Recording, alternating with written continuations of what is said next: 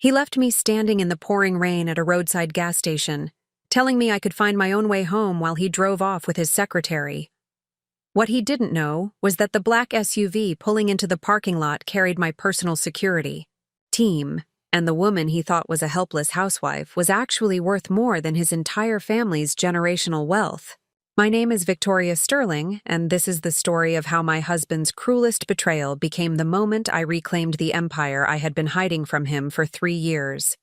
Before we jump back in, tell us where you're tuning in from, and if this story touches you, make sure you're subscribed, because tomorrow I've saved something extra special for you. The rain hammered against the cracked asphalt of the Riverside Travel Plaza, with the relentless intensity that only autumn storms in the Pacific Northwest could deliver. Standing beneath the flickering fluorescent lights of the gas station's weather-beaten canopy, I watched the taillights of my husband's Mercedes disappear into the darkness, carrying him and his 24-year-old assistant toward whatever romantic destination they had planned for their weekend getaway. The sound of their laughter still echoed in my memory, mixing with the thunder overhead to create a symphony of humiliation that would have broken most women. But I was not most women, though my husband David Sterling had spent the last 3 years convincing himself otherwise. The events that led to this moment of abandonment had been building for weeks, though I had chosen to ignore the obvious signs of David's infidelity until they became impossible to dismiss. His late nights at the office had evolved into weekend business trips that conveniently aligned with his assistant Miranda's schedule. His phone had become a closely guarded secret, constantly face down and protected by passwords he had never needed before. His attention toward me had shifted from indifferent to actively hostile, as though my very presence reminded him of obligations he no longer wished to honor. The breaking point had come during what was supposed to be our anniversary weekend trip to the coast, a rare attempt at reconciling our increasingly distant marriage. We had been driving along Highway 101 when David received a phone call that he claimed was urgent business requiring his immediate attention in Portland. The conversation had been conducted in whispers, but I had caught enough fragments to understand that Miranda was waiting for him at a hotel that certainly was not hosting any business conference. When I confronted him about the obvious deception, David's response had been swift and brutal. He pulled into the gas station where we now stood and delivered an ultimatum that revealed the depth of his contempt for the woman he had promised to cherish and protect. "Victoria, I'm done pretending this marriage means anything to either of us," he had said, his voice carrying the cold finality of someone who had already made irreversible decisions. "You can find your own way home. Maybe the walk will give you time to think about what kind of future you actually want." The cruelty of abandoning me at a remote gas station, 80 miles from home, during a storm that had already knocked out power to half the region, was calculated to maximize my helplessness and dependence. David knew I had no credit cards of my own, carrying only the joint account cards that he could easily cancel. He knew my phone had limited battery life and spotty coverage in this rural area. He knew I had no family nearby and few friends who could provide assistance on short notice. What David did not know was that the assumptions underlying his cruelty were based on a carefully constructed fiction that I had maintained throughout our marriage. The woman he believed he was abandoning was Victoria Sterling, a former art history professor who had given up her modest academic career to become the supportive wife of an ambitious commercial real estate developer. She was someone who had grown increasingly dependent on his financial support and social connections, someone who had sacrificed her independence for the security of marriage to a successful man. She was someone who would be devastated by abandonment and desperate to reconcile rather than face the challenges of rebuilding her life alone. The woman actually standing in that gas station parking lot was Victoria Ashworth, heir to one of the Pacific Northwest's largest timber and manufacturing fortunes, a woman whose personal net worth exceeded $50 million and whose family's business empire had been carefully concealed from her husband throughout their entire relationship. The helpless housewife was actually someone who commanded resources that David Sterling could not have imagined. someone whose security arrangements and business interests required coordination that he had never been permitted to observe. The deception had been necessary for reasons that originated long before I met David. The Ashworth family had learned through bitter experience that romantic relationships changed dramatically when potential partners understood the true scope of our wealth and influence. Too many marriages had been destroyed by gold diggers, social climbers, and business opportunists who viewed family members as means to financial advancement, rather than genuine partners worthy of love and respect. My own parents' marriage had been nearly destroyed when my mother discovered that her charming husband had researched her family's wealth extensively before their first meeting, calculating his approach to courtship based on financial opportunity rather than authentic attraction. The revelation had created years of suspicion and resentment that required extensive counseling and commitment to overcome. The experience taught our family that authentic relationships required partners to fall in love with the person rather than the portfolio. When I met David at a university fundraising event where I was volunteering as an art authentication specialist, I had been immediately attracted to his confidence, ambition, and apparent disinterest in my background or family connections. He seemed focused on building his own success rather than leveraging relationships for advancement, and his courtship had been refreshingly direct and unpretentious. For the first time in my adult life, I felt pursued for my personality and intelligence, rather than my inheritance potential. The decision to maintain my anonymity had seemed romantic and practical during our courtship period. I used my middle name and mother's maiden name, presenting myself as Victoria Sterling rather than Victoria Ashworth. I rented a modest apartment and worked part-time at a university gallery, creating the impression of someone with limited means but sophisticated cultural interests. David's attraction to what he perceived as my independence and intellectual curiosity felt authentic in ways that previous relationships had not. Our marriage had been small and private, attended only by a few friends and David's family, while my own relatives were told that we preferred an intimate ceremony that would not overwhelm his more modest social circle. The ongoing deception required careful management of our social interactions and financial arrangements, but it had seemed worthwhile to preserve the authenticity of our relationship. But the deception had also revealed aspects of David's character that prosperity and security had previously concealed. As his real estate business grew more successful, he had become increasingly controlling and dismissive of my opinions and interests. He had begun treating me as an accessory to his professional image, rather than a partner in our shared life. His infidelity seemed to reflect not just sexual opportunism, but contempt for a woman he viewed as too dependent and grateful to challenge his behavior. Standing in that gas station parking lot, watching the rain soak through clothing that he believed represented my entire wardrobe, I realized that David's abandonment was actually providing the clarity I had been avoiding for months. The man I had married was not someone who deserved the protection of my continued deception. He was not someone who had earned the right to remain ignorant of my true circumstances. He was not someone whose reaction to learning the truth about my identity would be motivated by love, remorse, or genuine desire for reconciliation.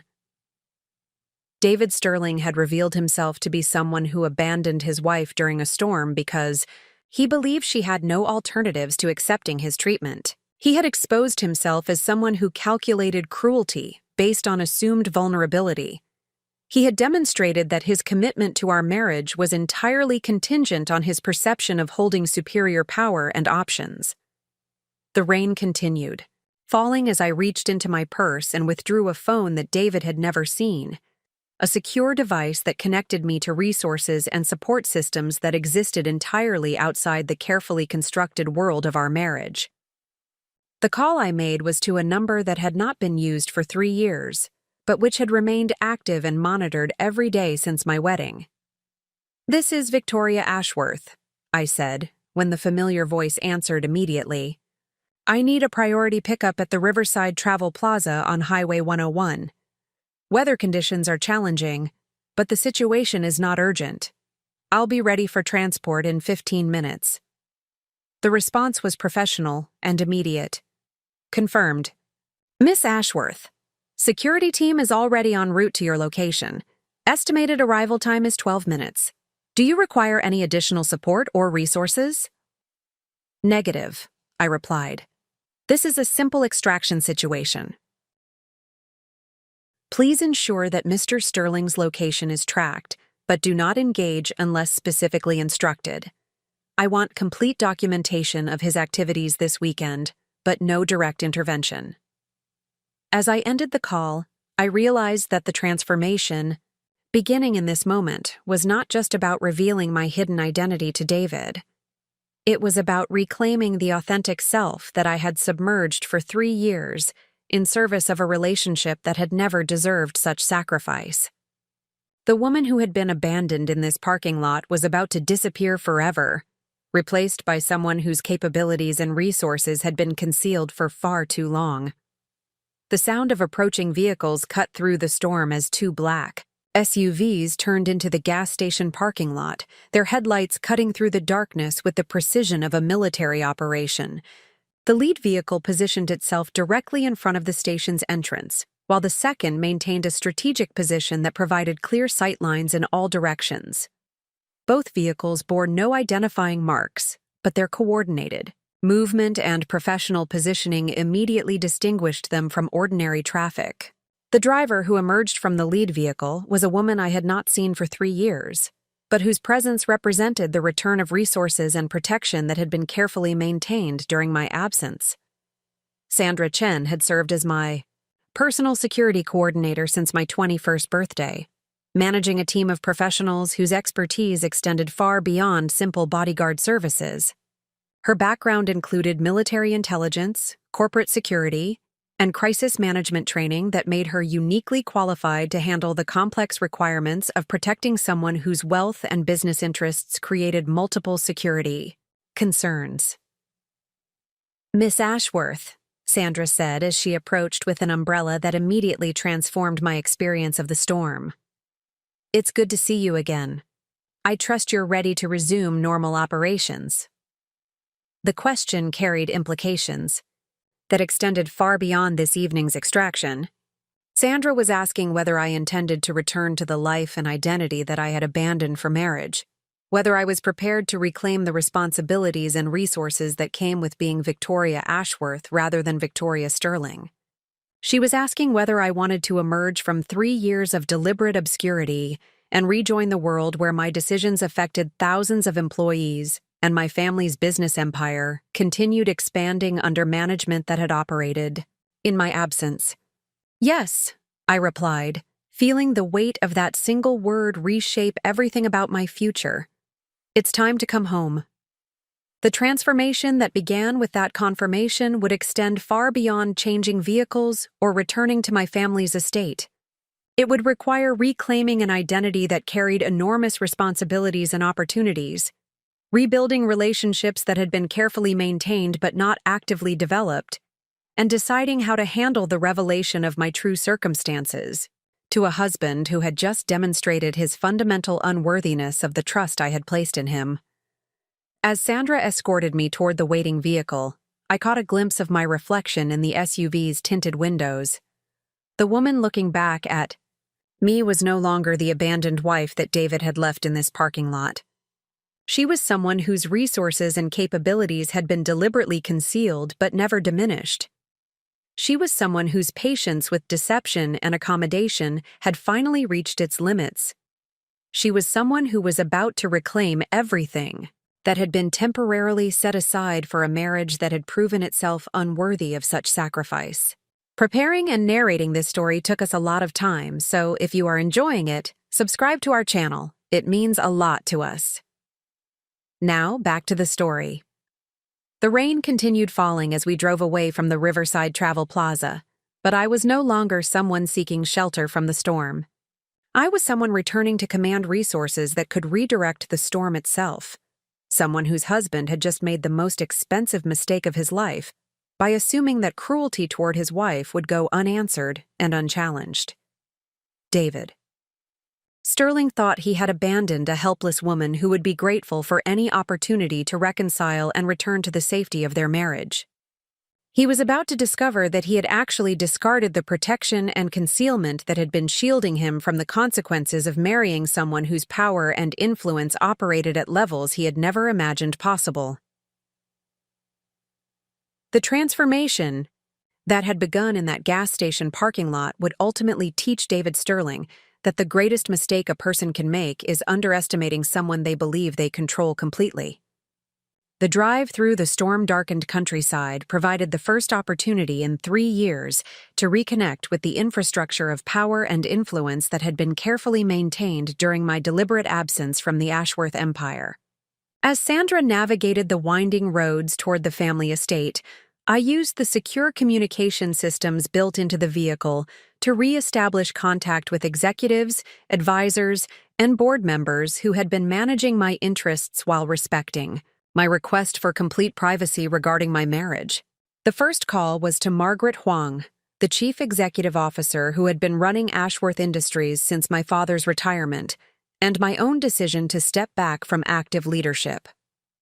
Margaret had built her career within our organization, over 25 years, rising from financial analyst to trusted architect of the strategic vision that had tripled our market value during the period of my absence. Her loyalty to the family had never wavered, but her professional competence had never depended on deference or sentiment. Victoria. Margaret's voice carried both warmth and immediate professional focus when the encrypted call connected. I hoped this day would come sooner, but I understand why the timing needed to be your decision. Are you ready to resume active participation in company leadership?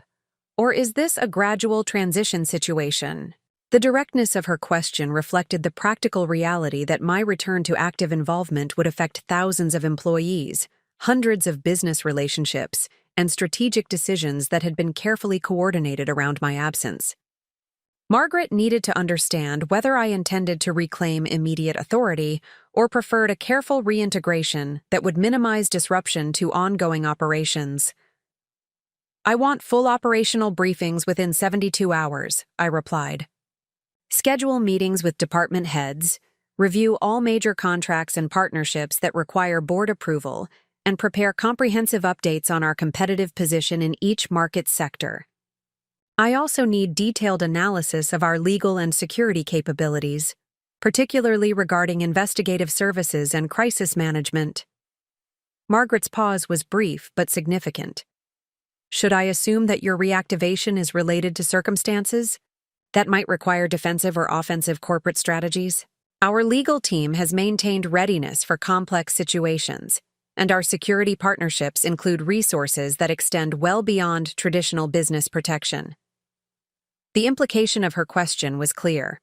Margaret understood that my sudden return to active leadership might be connected to personal circumstances that could require the kind of sophisticated response capabilities that major corporations maintained for protecting their interests against various threats.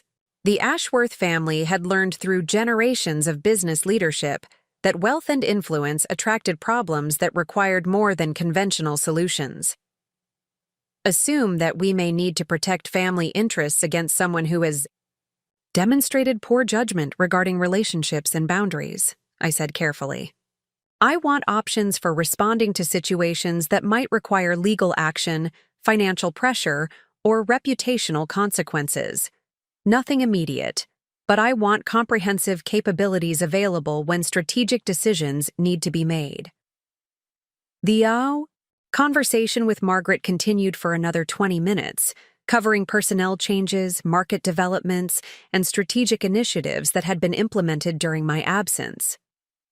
The picture that emerged was of an organization that had not merely maintained its position, but had grown stronger and more sophisticated under professional management that operated without the complications of family dynamics or personal considerations. Ashworth Industries had expanded its timber operations into sustainable forestry practices that commanded premium prices in environmentally conscious markets. The manufacturing divisions had diversified into renewable energy components and advanced materials that served aerospace and technology sectors. Real estate holdings had been developed into mixed-use projects that generated steady revenue while creating positive community impact. The company that I was returning to was significantly more valuable and influential than the one I had left behind for marriage. The second call was to James Morrison, the family attorney who had been managing my personal legal affairs and maintaining the careful separation between my public identity as Victoria Sterling and my protected status as Victoria Ashworth. James had spent decades helping wealthy families navigate the complex requirements of maintaining privacy while managing business interests, and his expertise extended into areas that most attorneys never encountered. Victoria, I have been monitoring your situation carefully and have prepared several options for addressing the complications that your marriage has created, James said without preamble. The prenuptial agreement that David signed contains provisions that become relevant if marital breakdown occurs due to infidelity or abandonment. However, your concealed identity creates unique opportunities for responses that extend beyond traditional divorce proceedings. The prenuptial agreement had been one of the most challenging aspects of maintaining my deception during the marriage process. James had created a document that protected my hidden assets while appearing to be a straightforward agreement between two people of modest means. David had signed it willingly, believing that it covered only the real estate business he was building and the small savings account I appeared to possess. He had no understanding that the agreement actually contained clauses that would give me access to extensive legal remedies if he violated the trust and commitment that marriage represented. What are our options for addressing his infidelity and abandonment? I asked. I want to understand both the legal consequences he faces and the strategic advantages we can leverage for broader objectives. James outlined a comprehensive approach that revealed the depth of preparation that had been maintained throughout my marriage. The evidence collection regarding David's infidelity had been ongoing for months, conducted by investigators who specialized in documenting marital misconduct for high-net-worth individuals. Photographs, financial records, communication intercepts, and witness statements provided an overwhelming case that would support any legal action I chose to pursue. More significantly, the investigation had revealed aspects of David's business, practices that created vulnerabilities extending far beyond our personal relationship. His real estate development company had been cutting corners on environmental compliance, manipulating local government relationships through questionable practices, and presenting inflated financial projections to investors that bordered on fraudulent misrepresentation. The evidence suggested that David's professional ethics were as compromised as his personal integrity. We can pursue immediate divorce proceedings with terms that will be extremely unfavorable to David's financial interests, James explained. But we can also initiate regulatory investigations, investor lawsuits, and business partnership challenges that will effectively destroy his professional reputation and financial stability. The question is, how comprehensive you want the response to be. The scope of potential responses reflected the reality that wealthy families possessed resources for addressing threats that extended far beyond what ordinary individuals could access. When someone attacked a member of the Ashworth family, they were not merely challenging a person, but confronting an organization with decades of experience in protecting its interests through sophisticated means. The third call was to my father, Richard Ashworth, who had been waiting for this conversation since the day I decided to marry David Sterling. My father had respected my desire for privacy and autonomy in my personal relationships, but he had never approved of the deception required to maintain my hidden identity. His concerns had been proven correct by the evening's events. Victoria, I am sorry that your marriage has ended in such painful circumstances, my father said with the careful formality that he used when discussing business matters. However, I am relieved that you are finally ready to reclaim your proper position within our family and organization. The resources you have been ignoring are needed for the challenges and opportunities that we face as a family business. My father's perspective reflected his understanding that my 3-year absence from active leadership had been a luxury that the family could afford temporarily, but not indefinitely. The Ashworth legacy required active participation from family, members who understood their responsibilities to employees, communities, and future generations. My marriage had been a personal choice, but my withdrawal from family obligations had been a selfish decision that could not continue indefinitely. I am ready to resume my responsibilities, I confirmed, but I also need family support for addressing the situation with David in ways that protect our reputation while ensuring that his behavior has appropriate consequences. He needs to understand that his treatment of me reflects poorly on his judgment in ways that extend beyond personal relationships. The conversation with my father revealed that the family had been preparing for my eventual return to active involvement, while hoping that my marriage would not end in circumstances that required aggressive responses to protect our interests. Contingency plans had been developed for various scenarios, including the possibility that David's business practices might create problems that affected family reputation through association. My father's support for comprehensive responses to David's behavior reflected his understanding that wealthy families could not afford to appear vulnerable to exploitation or disrespect. The way we handled challenges to family members established precedents that affected how others would treat us in future situations. Allowing David's abandonment and infidelity to go unanswered would signal weakness that could encourage similar behavior from others who interacted with family members. The final call was to my younger sister, Amanda, who had been managing the family foundation and social responsibilities during my absence. Amanda had always been more comfortable with public visibility than I was, and she had used her position to advance environmental and educational causes that enhance the family's reputation while creating meaningful positive impact. Victoria, thank God you are finally done with that ridiculous marriage, Amanda said with the blunt honesty that characterized our relationship. David Sterling never deserved you, and frankly, the rest of us have been waiting for you to realize that he was using you for social advancement, rather than loving you for who you actually are. Amanda's perspective had been shaped by her observations of David's behavior during family gatherings and social events where he had been carefully excluded from business discussions, but included in general family activities. She had noticed his calculating attention to details about family wealth and his obvious frustration when conversations moved into areas where his opinions were not solicited or valued. I want you to know that the Foundation has been planning some initiatives that will require your direct involvement, Amanda continued. We have been developing programs for supporting women entrepreneurs and victims of domestic abuse that could benefit from your leadership and the credibility that your business experience provides.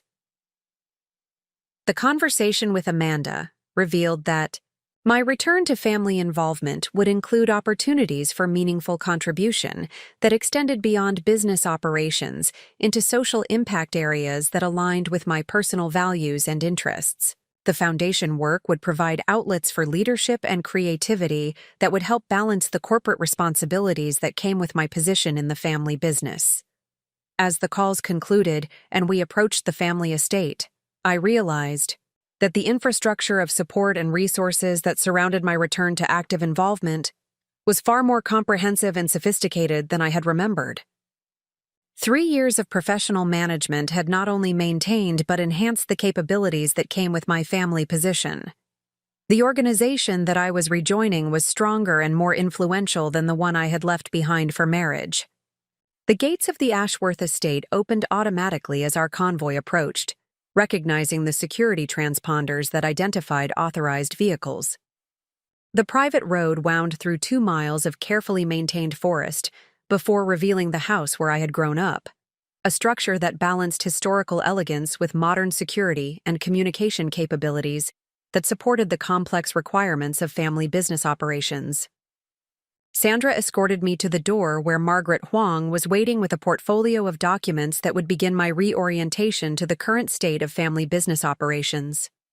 The transition from abandoned wife to active business leader was beginning immediately, reflecting the reality that my personal circumstances were now secondary to the professional responsibilities that came with my restored identity. Standing in the entrance hall of my family home, Still wearing the modest clothing that represented my disguised identity as Victoria Sterling, I understood that the transformation beginning in this moment would extend far beyond revealing my hidden resources to David.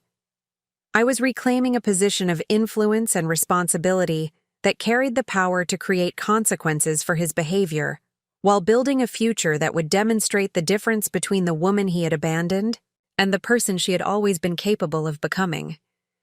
The rain continued falling outside, but I was no longer someone seeking shelter from the storm. I was someone returning to command resources that could redirect the storm itself. Someone whose husband had just discovered that the greatest mistake a person can make is underestimating someone they believe they control completely. The morning after my return to the family estate dawned clear and cold, with the previous evening's storm having swept away the oppressive humidity that had marked the end of summer in the Pacific Northwest. Standing in the executive conference room that had been prepared for my operational briefings, I surveyed documents and presentations that represented the comprehensive intelligence-gathering operation that would inform my response to David's betrayal and abandonment. Margaret Huang had assembled a team of analysts, investigators, and strategic consultants whose combined expertise created a complete picture of David Sterling's business operations, financial position, personal relationships, and legal vulnerabilities. The depth of information that had been compiled during the 12 hours since my reactivation demonstrated the sophisticated capabilities that major corporations maintained for protecting their interests against various forms of threats and challenges. The lead investigator, Thomas Chen, had spent 15 years conducting corporate intelligence operations for Fortune 500 companies and high-net-worth individuals who required comprehensive understanding of potential threats or business partners. His presentation began with an executive summary that revealed the extent to which David's professional success had been built on questionable practices and unsustainable financial strategies. Mr. Sterling's real estate development company appears successful from external observation, but detailed analysis reveals significant structural weaknesses that could be exploited through strategic pressure, Thomas explained as he presented financial documents that painted a troubling picture of David's business practices. His projects are consistently over-leveraged, his environmental compliance is marginal at best, and his relationships with local government officials involve payments and favors that appear to violate multiple regulatory guidelines. The investigation had uncovered evidence that David's business model depended heavily on cutting corners and exploiting regulatory loopholes that allowed him to maximize profits while minimizing compliance costs. His development projects consistently pushed the boundaries of environmental protection requirements, often through creative interpretation of regulations rather than genuine commitment to sustainable practices.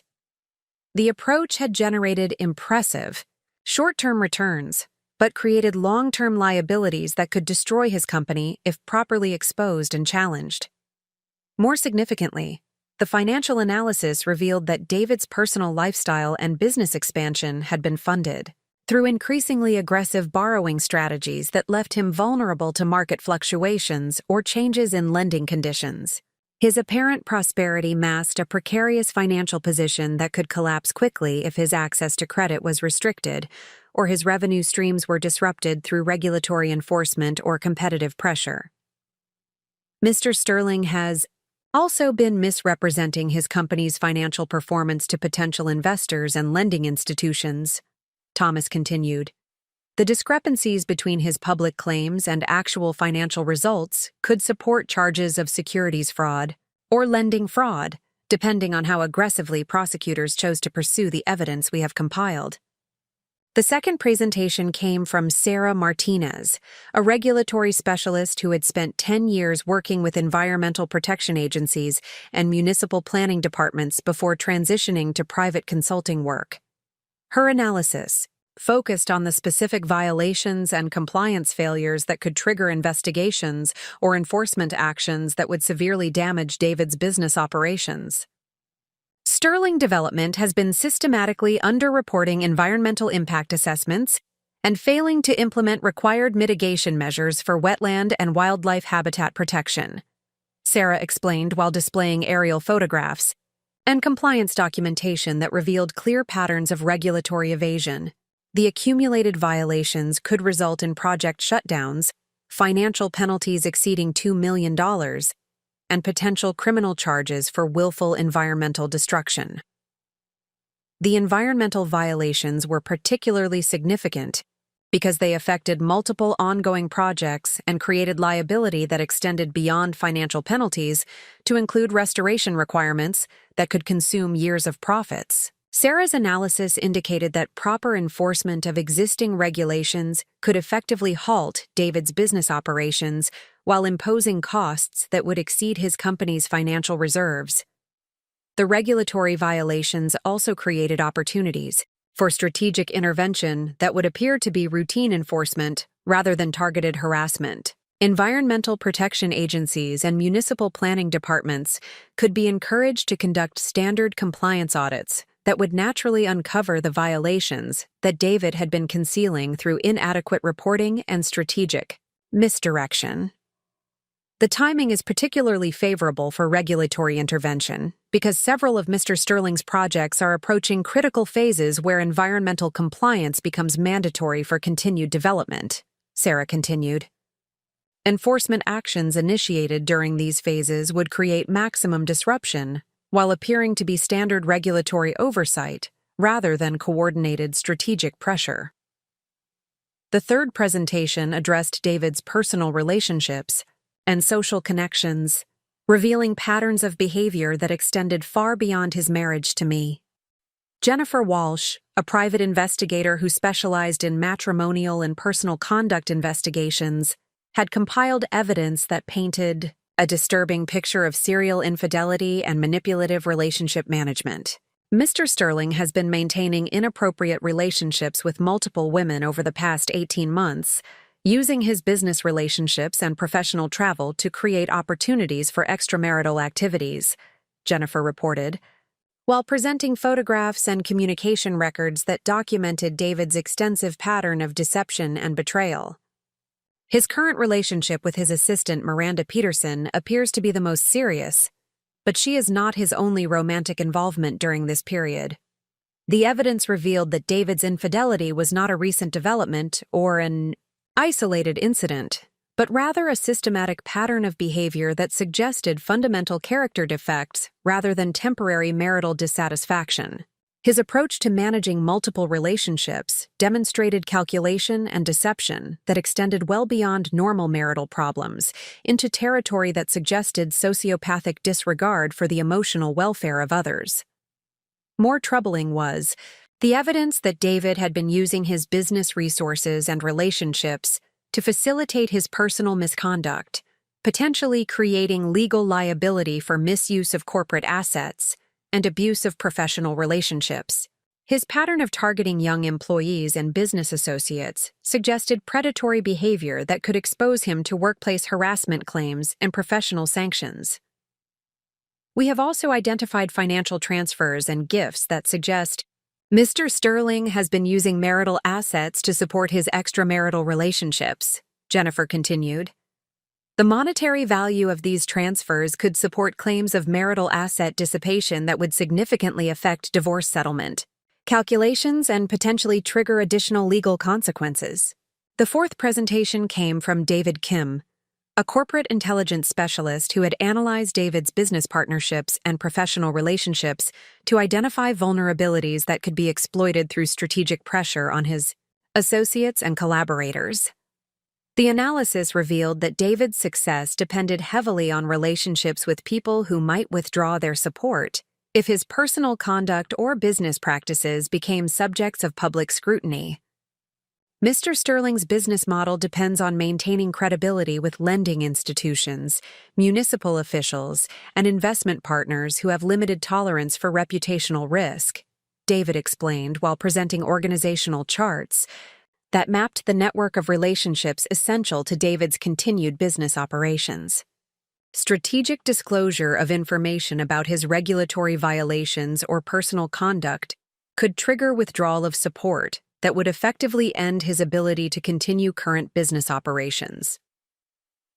The relationship analysis had identified specific individuals whose support was essential for David's ongoing projects and future business development. These key relationships could be influenced through strategic communication of factual information about David's business practices and personal conduct, creating pressure that would appear to result from natural market forces rather than coordinated intervention.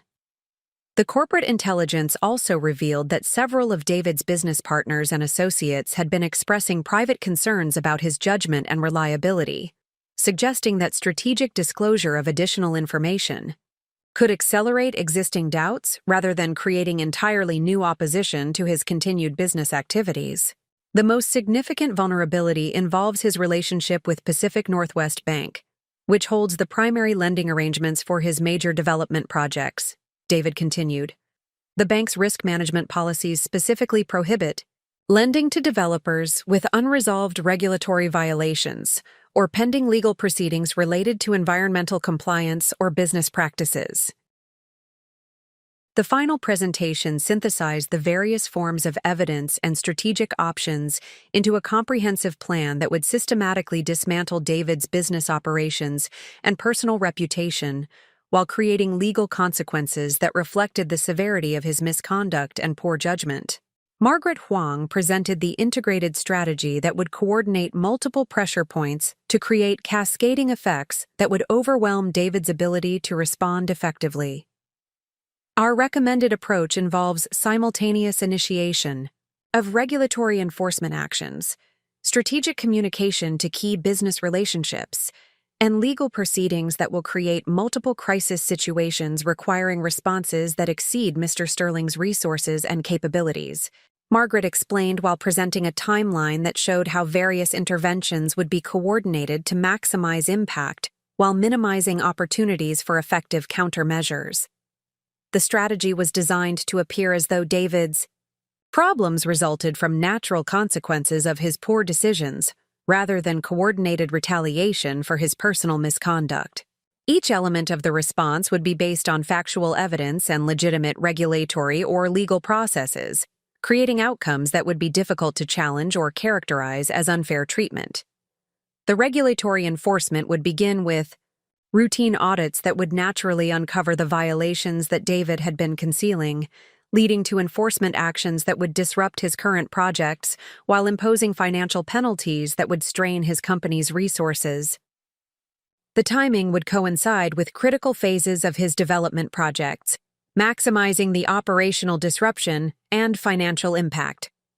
The strategic communication to David's business partners and associates would involve factual disclosure of information about his regulatory violations and legal proceedings, allowing these relationships to make informed decisions about continued collaboration based on accurate assessment of reputational and financial risks.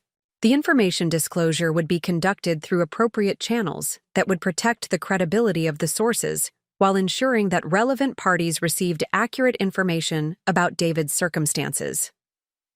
The legal proceedings would include divorce actions with terms that reflected David's marital misconduct and asset dissipation, accompanied by civil actions related to his business practices and potential criminal referrals related to his regulatory violations and financial misrepresentations. The legal strategy would maximize financial consequences while creating public record documentation of David's misconduct that would affect his reputation and future business opportunities. The projected timeline for implementing this comprehensive response is approximately 90 days, with initial actions beginning within 72 hours and escalating pressure continuing until Mr. Sterling's business operations are effectively neutralized and his personal financial position is severely compromised, Margaret concluded. The ultimate objective is to demonstrate that actions have consequences while protecting family interests and reputation. As the presentations concluded, I understood that the infrastructure of resources and capabilities that surrounded my return to active family involvement provided options for responding to David's betrayal that extended far beyond traditional divorce proceedings. The woman he had abandoned at a gas station possessed access to sophisticated strategic capabilities that could systematically dismantle everything he had built while creating legal and financial consequences that would follow him for years. The decision to implement this comprehensive response reflected not just personal anger about David's treatment, but recognition that wealthy families could not afford to appear vulnerable to exploitation or disrespect. The way we handled challenges to family members established precedents that affected how others would treat us in future situations. Allowing David's abandonment and infidelity to go unanswered would signal weakness that could encourage similar behavior from others who interacted with family members. Standing in that conference room, surrounded by evidence of David's systematic misconduct and strategic plans for addressing his behavior, I realized that the transformation beginning in this moment was about more than revealing my hidden identity or seeking revenge for personal betrayal. It was about reclaiming my position as someone whose capabilities and resources commanded respect while demonstrating that poor judgment toward the wrong person could create consequences that extended far beyond personal embarrassment into territory that threatened everything the perpetrator had built. David Sterling thought he had abandoned a helpless woman who would be grateful for any opportunity to reconcile and return to the safety of their marriage. He was about to discover that he had actually discarded the protection and concealment that had been shielding him from the consequences of his poor character and questionable business practices. The storm that had provided cover for his abandonment was about to be replaced by a much larger tempest that would test his survival rather than merely his comfort. The implementation of strategic pressure against David Sterling began precisely 72 hours after my return to active leadership within the Ashworth organization, with coordinated actions designed to create multiple crisis situations that would overwhelm his capacity for effective response while appearing to result from natural consequences of his poor business practices and personal conduct. The first strike occurred at 8:30 a.m. on Tuesday morning, when the Oregon Department of Environmental Quality conducted a surprise compliance audit at David's largest active development project, the Cascade Ridge residential complex that represented nearly 40% of his company's current revenue projections.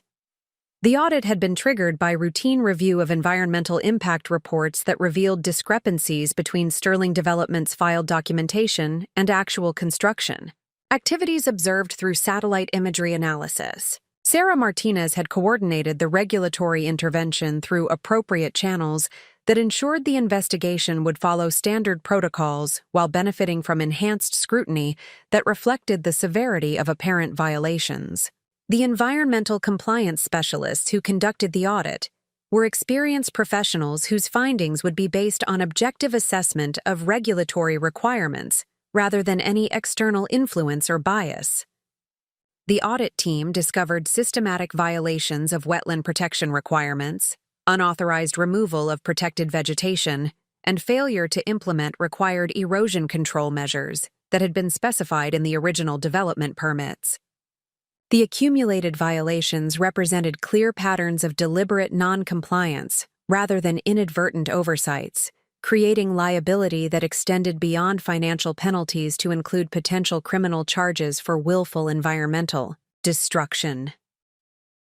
Within hours of the audit beginning, David received notification that all construction activities at Cascade Ridge must cease immediately pending completion of the investigation and implementation of comprehensive remediation measures. The work stoppage order affected over 60 construction workers and subcontractors whose contracts would continue accruing costs while generating no revenue, creating immediate financial pressure that would strain Sterling Development's cash flow projections. The environmental violations also triggered automatic review of David's other active projects, as regulatory agencies coordinated their oversight responsibilities to ensure comprehensive assessment of Sterling Development's compliance across all jurisdictions where the company operated. The expanded investigation would examine permits, environmental assessments, and construction practices for every project David had initiated during the previous 3 years. Simultaneously, the second strategic strike materialized through carefully coordinated communication to David's primary lending institution, regarding material changes in his company's risk profile that required immediate attention under standard loan monitoring procedures. Pacific Northwest Bank received detailed documentation of the environmental violations and regulatory investigations through appropriate channels that triggered mandatory review of Sterling Development's credit arrangements. The bank's risk management protocols required immediate reassessment of lending exposure when borrowers faced regulatory enforcement actions that could affect their ability to complete projects or maintain revenue streams. The environmental compliance issues at Cascade Ridge represented exactly the type of operational disruption that could transform profitable development projects into financial liabilities that exceeded recovery projections. David received notification on Tuesday afternoon that Pacific Northwest Bank was initiating comprehensive review of all credit facilities extended to Sterling Development, with immediate suspension of further fund disbursements pending completion of updated risk assessment. The credit review would examine not only the environmental compliance issues, but also the accuracy of financial projections and asset valuations that had supported the original lending decisions. The suspension of credit access created immediate liquidity problems for Sterling Development, as the company depended on regular fund disbursements to meet payroll obligations, subcontractor payments, and material supply commitments that maintained project momentum. Without access to additional credit, David would be forced to use existing cash reserves to maintain operations while generating no new revenue from the suspended construction activities. The third strategic strike involved disclosure of factual information about David's regulatory violations and credit difficulties to key business partners, whose continued collaboration was essential for his company's long-term viability. The information was communicated through appropriate professional channels that ensured accuracy while allowing recipients to make informed decisions about ongoing business relationships. Jennifer Walsh coordinated the strategic communication campaign to ensure that relevant parties received comprehensive but appropriate information about David's circumstances without creating liability for inappropriate disclosure or business interference. The approach focused on factual reporting of public record information and legitimate business concerns, rather than personal attacks or speculative claims. David's primary architectural firm received notification that their professional liability insurance might not cover projects where environmental violations had occurred, requiring immediate reassessment of their continued involvement with Sterling Development projects. The architectural partnership had built its reputation on sustainable design practices that aligned with environmental protection requirements, making association with regulatory violations incompatible with their professional brand and market positioning. His primary general contracting partner learned about the work stoppage orders and credit review through industry communication channels that naturally shared information about project disruptions and financial difficulties affecting ongoing collaborations. The contracting firm's bonding company immediately initiated review of their exposure related to Sterling Development projects, as surety providers monitored borrower financial stability to protect against performance bond claims. The material supply companies that provided lumber, concrete, and other construction materials on credit terms received information about Sterling Development's credit review and project suspensions through standard credit monitoring services that tracked customer financial health. Several suppliers immediately implemented cash-only payment terms for future deliveries, while others suspended shipments pending resolution of David's financial difficulties. Within 48 hours of the initial regulatory audit, David faced complete shutdown of his largest revenue-generating project, suspension of credit access that funded his business operations, and withdrawal of support from key business partners, whose collaboration was essential for project completion and future development opportunities. The coordinated pressure created a cascade of problems that exceeded his company's capacity for simultaneous resolution. The fourth strategic element involved initiation of formal legal proceedings that would create additional pressure while establishing public record documentation of David's misconduct and poor judgment. James Morrison filed comprehensive divorce proceedings that detailed David's pattern of infidelity, marital asset dissipation, and abandonment, while simultaneously initiating civil actions related to his misuse of joint financial resources for personal misconduct. The divorce filing included detailed financial discovery requests that would require David to provide complete documentation of his business practices, personal expenditures, and asset transfers during the marriage period. The discovery process would expose additional evidence of financial mismanagement and potential regulatory violations, while creating legal costs that would strain his already compromised financial resources. The civil actions addressed David's use of marital assets to fund his extramarital relationships and personal lifestyle expenses that exceeded reasonable bounds for someone claiming modest income and limited resources. The legal strategy sought recovery of dissipated assets while establishing precedent for holding spouses accountable for systematic deception about financial circumstances and family resource allocation. James also initiated formal complaints with professional licensing boards and regulatory agencies regarding David's business practices and compliance failures, creating additional investigative processes that would examine his professional conduct and ethical standards.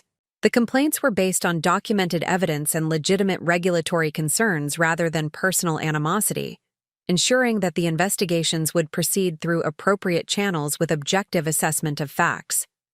By Thursday morning, David's situation had deteriorated from successful businessman managing routine challenges to embattled defendant facing multiple simultaneous crises that threatened his professional survival and personal financial stability. The comprehensive nature of the problems overwhelmed his capacity for effective response, while creating public visibility that damaged his reputation within the business community. The environmental violations had attracted media attention from local newspapers and environmental advocacy groups that monitored regulatory enforcement actions affecting regional development projects. The coverage focused on patterns of non-compliance that raised questions about oversight procedures and developer accountability, creating reputational damage that extended beyond the immediate regulatory consequences. The credit difficulties became known within the regional banking community as Pacific Northwest Bank, communicated with other financial institutions to assess potential exposure and coordinate responses to Sterling Development's deteriorating financial position. The shared information created industry-wide awareness of David's problems that would affect his ability to secure alternative financing or business partnerships. David's attempts to respond to the multiple crises revealed the depth of his strategic disadvantage and lack of resources for managing sophisticated challenges that required coordinated legal, financial, and public relations expertise. His initial reaction focused on damage control and defensive measures, rather than comprehensive strategy for addressing the underlying problems that had created his difficulties. His first mistake was attempting to pressure regulatory officials to suspend enforcement actions through political connections and professional relationships that he believed would provide influence over environmental compliance procedures. The approach backfired by creating additional scrutiny of his conduct and raising questions about potential corruption or improper influence that attracted attention from oversight agencies responsible for monitoring regulatory integrity. His second mistake was publicly blaming environmental activists and regulatory agencies for targeting his business through politically motivated enforcement, rather than acknowledging legitimate compliance failures and demonstrating commitment to corrective action. The defensive posture alienated potential supporters while confirming suspicions that his company's environmental violations reflected deliberate disregard for regulatory requirements rather than inadvertent oversights. His third mistake was attempting to negotiate with Pacific Northwest Bank from a position of weakness, offering concessions and alternative security arrangements that actually highlighted the severity of his financial difficulties, rather than demonstrating stability and creditworthiness. The negotiations revealed additional information about his company's financial position that strengthened the bank's resolve to minimize exposure rather than providing reassurance about his ability to meet obligations. By Friday afternoon, David had lost control of the narrative surrounding his difficulties and found himself reacting to developments rather than directing outcomes through strategic planning and resource deployment. His company faced indefinite suspension of its primary revenue source, loss of credit access essential for operations, withdrawal of key business partnerships, and mounting legal costs that consumed cash reserves without generating productive outcomes. The transformation of David's circumstances from apparent success to comprehensive crisis demonstrated the difference between superficial prosperity based on leveraged resources and questionable practices versus sustainable success built on solid foundations and ethical conduct. His vulnerability to strategic pressure revealed that his business model depended on regulatory tolerance and financial accommodation, rather than genuine value creation and operational excellence. Standing in my family's executive conference room, reviewing reports that documented David's deteriorating position and increasingly desperate responses to mounting pressure, I understood that the systematic dismantling of his business empire was proceeding exactly as strategic planning had projected. The man who had abandoned his wife at a gas station during a storm was discovering that actions produce consequences that extend far beyond immediate gratification or personal convenience. The woman David had dismissed as helpless and dependent was demonstrating capabilities for strategic thinking and resource deployment that exceeded his comprehension or ability to counter effectively. His assumption that abandonment would leave me powerless and grateful for any opportunity to reconcile was proving to be the most expensive miscalculation of his professional and personal life. The first phase of strategic response had established that David faced opponents whose resources and sophistication exceeded his capacity for effective resistance. The systematic nature of the pressure demonstrated coordination and planning that reflected careful analysis of his vulnerabilities rather than emotional reaction to personal betrayal. The precision of the attacks revealed intelligence gathering and strategic capabilities that suggested extensive preparation and comprehensive understanding of his business operations and personal conduct. David Sterling was beginning to understand that he had not merely ended his marriage through infidelity and abandonment. He had declared war against someone whose weapons and tactical expertise he had never imagined existed, someone whose response would be measured not in tears or pleading, but in the systematic destruction of everything he had built through his poor judgment and ethical compromises. The week following the initial strategic strikes against David Sterling's business empire revealed the fundamental difference between someone accustomed to controlling circumstances versus someone forced to react desperately to forces beyond their comprehension or influence. From my position monitoring developments through comprehensive intelligence networks, I observed David's increasingly frantic attempts to salvage his deteriorating situation while demonstrating through each failed initiative that he possessed neither the resources nor the strategic sophistication necessary to counter the systematic pressure being applied against his interests. David's first significant countermeasure emerged on Monday morning when he retained Harrison, Mitchell & Associates, a Portland law firm specializing in environmental compliance and regulatory defense. The legal team had built their reputation, representing developers and industrial clients facing enforcement actions from environmental protection agencies, and their expertise included both technical defense strategies and political advocacy approaches that sometimes proved effective in negotiating favorable settlements. However, David's engagement with Harrison, Mitchell & Associates immediately revealed the limitations of his resources and the depth of his legal exposure. The initial consultation required a $50,000 retainer that strained his available cash reserves, while the comprehensive case assessment revealed violations so extensive and well-documented that effective defense would require resources exceeding his company's financial capacity. The environmental attorneys discovered that Sterling Development's compliance failures extended across multiple jurisdictions and regulatory frameworks, creating liability that could not be addressed through simple corrective measures or routine settlement negotiations.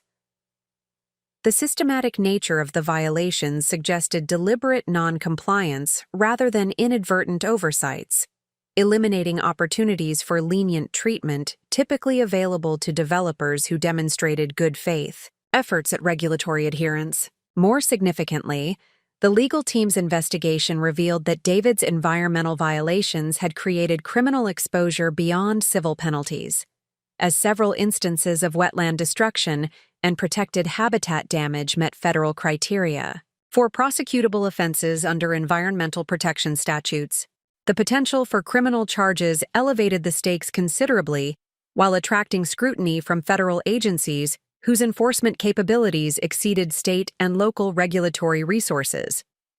David's attempt to leverage political connections for regulatory relief represented his second major countermeasure, reflecting his belief that environmental compliance issues could be resolved through influence and accommodation rather than substantive corrective action.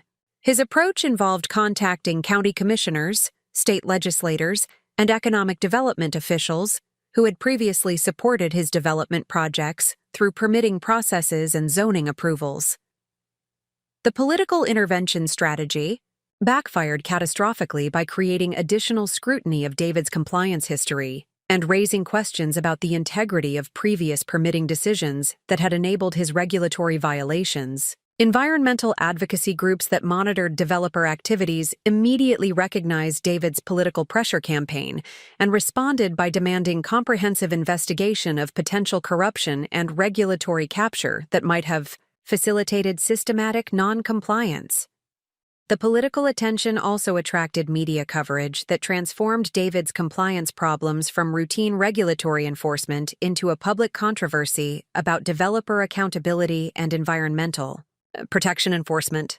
Local newspapers began investigating the relationship between Sterling Development's violations and the permitting processes that had approved projects despite obvious environmental concerns, creating negative publicity that damaged both David's reputation and his political supporters' credibility. David's third countermeasure involved desperate attempts to secure alternative financing that would enable continued operations despite Pacific Northwest Bank's credit suspension and comprehensive risk assessment review. His search for emergency funding revealed the extent to which his business model depended on favorable lending terms and regulatory tolerance, rather than genuine operational profitability and sustainable business practices. The alternative lending sources that David approached included private equity firms, real estate investment trusts, and specialized construction lenders who typically provided higher-cost financing for developers facing temporary difficulties. However, the comprehensive nature of David's problems created risk factors that exceeded most lenders' tolerance for environmental liability and regulatory uncertainty.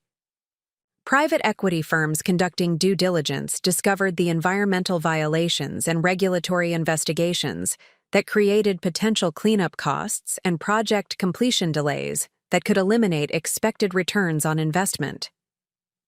The firm's environmental consultants estimated remediation costs that exceeded the projected profits from David's suspended projects, making investment economically unjustifiable regardless of the interest rates or equity participation terms that might be negotiated. Real estate investment trusts faced similar concerns about environmental liability and regulatory compliance, but their analysis also revealed financial irregularities in David's business operations that suggested management competence problems extending beyond environmental issues. The discovery of inflated asset valuations and optimistic revenue projections indicated systematic misrepresentation that created additional liability concerns for potential investors or lenders. Specialized construction lenders typically provided short-term financing for developers facing temporary liquidity problems, but David's situation involved fundamental operational challenges rather than simple cash flow timing issues. The lender's assessment concluded that Sterling Development faced existential threats to its business model rather than manageable difficulties that could be resolved through additional financing and professional management adjustments. David's fourth countermeasure represented perhaps his most revealing response to mounting pressure. Attempts to negotiate reconciliation with me through intermediaries who contacted my family's representatives with offers of marital counseling. financial settlements, and public apologies that would supposedly address the personal misconduct that had triggered the comprehensive business and legal consequences he was experiencing. The reconciliation attempts demonstrated David's fundamental misunderstanding of both the scope of forces arrayed against him and the principles underlying the strategic response to his behavior. His approach assumed that personal apologies and financial concessions could resolve problems that extended far beyond marital disputes into territory involving regulatory violations, business misconduct, and ethical failures that required comprehensive accountability rather than superficial accommodation. James Morrison received multiple calls from attorneys representing David who proposed various settlement frameworks that would halt the divorce proceedings and associated legal actions in exchange for financial payments and behavioral commitments that David believed would satisfy my concerns about his infidelity and abandonment. The proposals reflected desperation rather than genuine remorse, focusing on damage control rather than substantive acknowledgement of wrongdoing and commitment to meaningful change.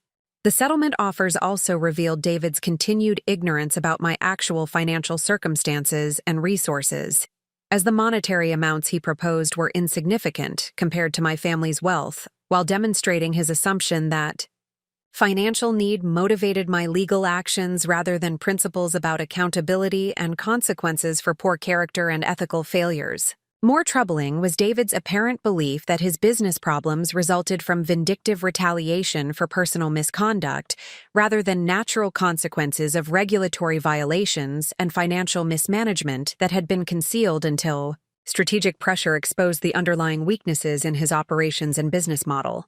His focus on personal reconciliation ignored the legitimate business and regulatory issues that would continue threatening his company regardless of our marital status. By Wednesday of the second week, David's countermeasures had not only failed to resolve his mounting problems, but had actually accelerated the deterioration of his position by attracting additional scrutiny and creating new vulnerabilities that strategic pressure could exploit. His political intervention attempts had backfired by generating media attention and environmental advocacy pressure that elevated enforcement priorities. His legal defense efforts had revealed criminal exposure that attracted federal investigation. His financing searches had publicized his financial difficulties throughout the regional business community. The most significant development emerged when the Federal Bureau of Investigation opened a preliminary inquiry into potential environmental crimes and regulatory corruption related to Sterling Development's compliance failures and David's political pressure campaign.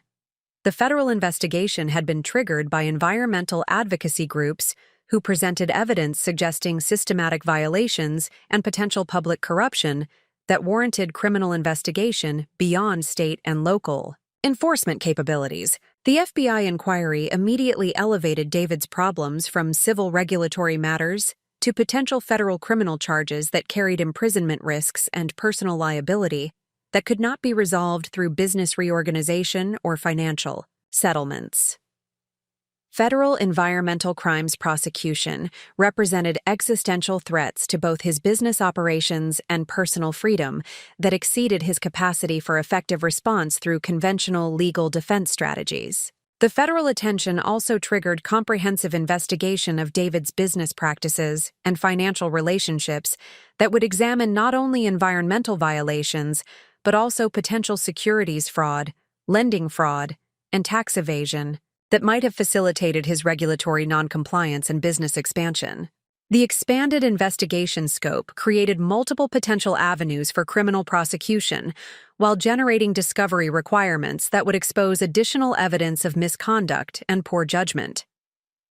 David's response to the federal investigation demonstrated the complete breakdown of his strategic thinking and emotional control under pressure that exceeded his experience and capabilities. His public statements about the investigation included conspiracy theories and defensive accusations that further damaged his credibility while providing additional evidence of poor judgment and character defects that strengthened the case against him. His attempt to blame environmental activists, political opponents, and vindictive ex-wives for coordinating harassment campaigns against his business revealed paranoid thinking that undermined confidence in his mental stability and professional competence. The defensive posture alienated potential supporters while confirming suspicions that his previous success had been based on favorable circumstances rather than genuine capability and ethical conduct. By Thursday afternoon, David faced a comprehensive crisis that threatened every aspect of his professional and personal life. His primary business project remained suspended indefinitely while accumulating costs that consumed remaining cash reserves. His credit access had been terminated by primary lenders, while alternative financing sources rejected his applications based on environmental liability and federal investigation risks. His key business relationships had been severed by partners, seeking to minimize association with regulatory violations and criminal investigation. The federal inquiry had attracted media attention that transformed local regulatory enforcement into a regional news story about environmental crimes and potential corruption in development permitting processes. The negative publicity had eliminated opportunities for political intervention while creating public pressure for aggressive prosecution and substantial penalties that would demonstrate accountability for environmental destruction and regulatory evasion. David's legal costs had escalated beyond his financial capacity as the need for specialized environmental defense attorneys, federal criminal defense counsel, and civil litigation representation created monthly expenses that exceeded his company's remaining revenue streams. The mounting legal fees would consume his personal assets while providing no guarantee of favorable outcomes in any of the multiple proceedings where he faced substantial liability. Standing in my family's situation room, reviewing intelligence reports that documented David's deteriorating circumstances and increasingly desperate behavior, I recognized that the systematic pressure campaign had achieved its primary objectives, while revealing additional vulnerabilities that could be exploited if David continued demonstrating poor judgment and ethical deficiencies in his responses to mounting consequences. The man who had abandoned his wife at a gas station during a storm was discovering that his actions had triggered responses from institutions and organizations whose power and persistence exceeded his comprehension or ability to resist effectively. His assumption that personal misconduct would remain private and consequence-free was proving to be a fundamental miscalculation about the interconnected nature of reputation, relationships, and regulatory compliance in modern business operations. David Sterling was learning that success built on questionable foundations and maintained through regulatory tolerance would collapse quickly when subjected to scrutiny and pressure from opponents with superior resources and strategic capabilities. His countermeasures had not only failed to address his underlying problems, but had accelerated his downfall by demonstrating the depth of his misconduct and the weakness of his position when challenged by sophisticated adversaries. The morning of my first board meeting as active head of Ashworth Industries arrived with the crisp clarity that follows major storms, both meteorological and personal. Standing before the floor-to-ceiling windows of the executive conference room, I observed the panoramic view of Portland's skyline while mentally preparing for the most significant professional challenge of my life. The woman who had been abandoned at a gas station 10 days earlier was about to demonstrate leadership capabilities that would reshape a multi-billion-dollar enterprise, while proving that authentic power emerges from competence rather than manipulation. Margaret Huang had orchestrated the board meeting with the precision that characterized her management of Ashworth Industries during my 3-year absence. The agenda balanced operational updates with strategic initiatives that would establish my vision for the company's future direction, while demonstrating to board members that my return represented enhanced leadership rather than disruptive change. The preparation reflected Margaret's understanding that successful transitions require careful coordination between continuity and innovation. The board composition included family members, independent directors with extensive business experience, and subject matter experts whose diverse perspectives provided comprehensive oversight of our complex operations. These individuals had built their careers through successful leadership of major corporations, government agencies, and nonprofit organizations that required sophisticated strategic thinking and ethical decision-making capabilities. Their respect would be earned through demonstrated competence rather than family status or inherited authority. My presentation materials reflected weeks of intensive preparation that transformed my understanding of modern corporate leadership from theoretical knowledge into practical expertise. The strategic framework I had developed integrated traditional business principles with contemporary approaches to environmental sustainability, social responsibility, and stakeholder engagement that reflected evolving expectations for corporate behavior in the 21st century. The opening segment of my presentation addressed the fundamental question that every board member needed answered: whether my return to active leadership would strengthen or compromise the company's performance and reputation. Rather than requesting trust based on family relationships or past accomplishments, I presented evidence-based analysis that demonstrated how my unique combination of business education, operational experience, and fresh perspective could address challenges and opportunities that required innovative approaches.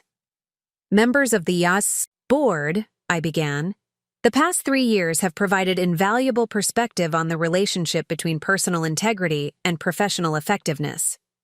My temporary withdrawal from active leadership created opportunities for objective observation of business practices and strategic priorities that inform the vision I present today for Ashworth Industries' continued growth and enhanced impact. The strategic vision I outlined emphasized the competitive advantages that emerged from authentic leadership, ethical business practices, and long-term value creation over short-term profit maximization. The approach reflected lessons learned from observing David's business failures, which demonstrated how regulatory violations, stakeholder manipulation, and character defects ultimately undermined even temporarily successful operations. The current business environment rewards organizations that demonstrate genuine commitment to environmental stewardship, social responsibility, and transparent governance, I continued. Ashworth Industries possesses the resources and reputation necessary to establish industry leadership in these areas, while generating superior returns for shareholders and positive impact for communities where we operate. The first major initiative I proposed addressed environmental sustainability through comprehensive transformation of our timber operations from traditional harvesting methods to regenerative forestry practices that would enhance ecosystem health, while producing premium products for environmentally conscious markets. The transition would require significant initial investment, but would position Ashworth Industries as the preferred supplier for construction and manufacturing companies facing increasing pressure to demonstrate environmental responsibility. The environmental strategy included partnerships with universities and research institutions that would advance forest management science, while providing marketing advantages through association with credible environmental expertise. These relationships would generate intellectual property and technological innovations that created competitive barriers while enhancing our reputation among consumers who prioritized sustainable practices in their purchasing decisions. Board member Dr. Patricia Williams, whose background included environmental economics and natural resource management, immediately recognized the strategic value of the sustainability initiative. Victoria, this approach addresses market trends that many timber companies are ignoring until regulatory pressure forces reactive responses rather than proactive positioning. The revenue premiums for certified sustainable products continue increasing, while supply remains limited due to industry reluctance to invest in comprehensive transition programs. The second major initiative focused on manufacturing diversification into renewable energy components and advanced materials that served growing markets for clean technology infrastructure. The expansion would leverage our existing industrial capabilities while reducing dependence on traditional construction markets that experienced cyclical volatility and increasing regulatory constraints. The manufacturing strategy required substantial capital investment and technical expertise acquisition, but the projected returns justified the resource commitment while creating employment opportunities in communities where we operated. The initiative would transform Ashworth Industries from a regional resource extraction company into a national technology supplier with international growth potential. Board member Robert Chen, whose experience included aerospace engineering and technology commercialization, expressed enthusiasm for the technical challenges and market opportunities represented by the manufacturing expansion. The clean energy sector requires precisely the type of precision manufacturing and quality control that we have developed through decades of timber processing experience. The transition would utilize existing workforce capabilities while providing career development opportunities that attract and retain talented employees. The third major initiative addressed corporate social responsibility through expanded community investment and workforce development programs that would enhance our reputation while creating measurable positive impact for regional economic development. The approach included educational partnerships, small business support programs, and infrastructure improvements that demonstrated genuine commitment to community prosperity rather than superficial public relations gestures. The community investment strategy reflected understanding that sustainable business success required healthy communities with educated workforces and adequate infrastructure to support continued economic growth. The initiative would create goodwill that facilitated future expansion, while demonstrating corporate citizenship that attracted customers and employees who valued social responsibility. Board member Sarah Martinez, whose background included municipal, finance, and economic development, immediately grasped the strategic implications of the community investment approach. This initiative addresses workforce development challenges that affect all regional employers while creating brand differentiation that appeals to socially conscious consumers and investors. The community partnerships would provide market intelligence and relationship advantages that support business development objectives. The financial projections accompanying my strategic presentation demonstrated that the proposed initiatives would generate superior returns while reducing operational risks through diversification and improved stakeholder relationships. The analysis included comprehensive scenario planning that showed positive outcomes across various economic conditions while identifying potential challenges and mitigation strategies.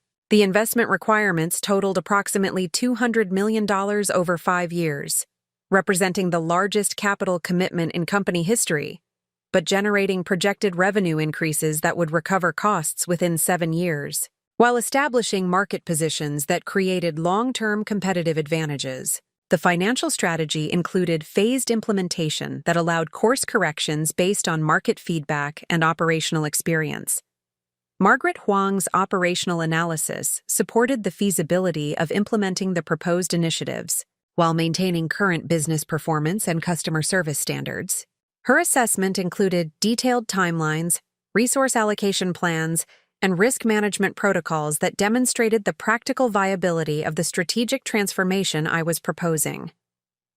The organizational capabilities developed during Victoria's absence provide the foundation for managing this expansion while maintaining operational excellence in our core businesses, Margaret reported. The management team possesses the experience and expertise necessary to execute complex strategic initiatives while preserving the relationships and reputation that sustain our market position. The discussion that followed my presentation revealed the depth of preparation required for effective corporate leadership, while demonstrating that board members valued substance over style in evaluating strategic proposals. Their questions addressed technical feasibility, competitive analysis, regulatory compliance, and financial sustainability, with the rigor that reflected their fiduciary responsibilities to shareholders and stakeholders. Board member Thomas Anderson, whose background included investment banking and corporate finance, examined the projected returns and capital requirements with particular attention to debt financing implications and shareholder value creation. Victoria, these initiatives require substantial leverage that could affect our financial flexibility during economic downturns. How do you propose managing debt service obligations if market conditions change adversely during the implementation? Period? My response addressed debt management through diversified revenue streams and conservative financial planning that maintained adequate liquidity reserves for unexpected challenges, while pursuing growth opportunities that enhanced long-term stability. The strategic initiatives are designed to reduce rather than increase financial risk through market diversification and customer base expansion that creates more predictable revenue streams. Board member Dr. Williams raised questions about environmental compliance and regulatory relationships that reflected her understanding of the complex oversight requirements affecting natural resource companies. The sustainability initiatives will require extensive permitting and regulatory coordination that could create implementation delays or cost overruns. What contingency planning addresses potential regulatory challenges? My response demonstrated comprehensive understanding of environmental regulations and agency relationships that would facilitate rather than complicate the proposed initiatives. The sustainability transition aligns with regulatory trends and agency priorities that create supportive rather than adversarial relationships with oversight authorities. Our proactive approach will establish us as a collaborative partner in advancing environmental protection objectives. Board member Chen inquired about technical workforce requirements and equipment capabilities necessary for manufacturing expansion into renewable energy components.